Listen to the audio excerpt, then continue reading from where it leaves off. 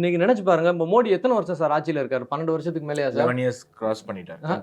11 years cross பண்ணி 12th year போயிட்டு இருக்காரு. நான் தெரியாம கேட்கிறேன் சார். முஸ்லீமுக்கு திங்கிற சோத்துல மண்ணல்லியா சார் போட்டார் மோடி? 12 வருஷமா ஆட்சியில இருக்காரு. நல்லது தானே சார் செஞ்சிருக்காரு. சார் என்ன கெடுதல் சார் பண்ணிட்டாரு? ஏன் சார் இப்படி திட்டுறானுங்க? அதே நேரத்தில் பாகிஸ்தான்ல பாருங்க சார், அங்க மஹமதியான்றவங்க எல்லாரையும் கொண்டானுங்க சார். அகமதியான்றவங்க எல்லாரையும் கொண்டானுங்க சார். அவங்களும் முஸ்லீம் தானே, அவங்க உள்ள கம்யூனிட்டியில் உள்ளவங்களும் கொண்டாங்க. அங்கே ஷியா பிரிவு மாஸ்க் எல்லாத்தையும் உடச்சி காலி பண்ணிட்டானுங்க. அங்கே தர்கா இருந்ததெல்லாம் முடிச்சு காலி பண்ணிட்டானுங்க.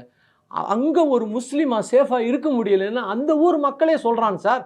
இந்த பலுச்சிஸ்தான் ஒரு ஊர் இருக்குல்ல, ஒரு ஆர்மி ஏரோப்ளைனை வச்சு பொதுமக்கள் மேலே குண்டு போடுவானா சார் அவனாச்சும்? இது யார் சார் பண்ணுறா? ஒரு நாடு அந்த நாட்டின் பொதுமக்கள் மேலே அதுவே ஏரோப்ளைனை வச்சு குண்டு போடுது.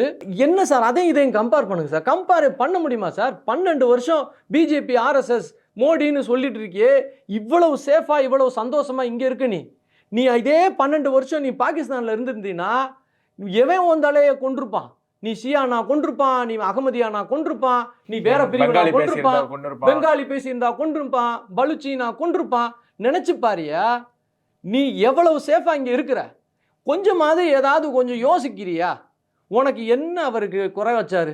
உங்களுக்கு வேண்டிய எல்லாத்தையும் கொடுத்துக்கிட்டே தான் இருக்காங்க.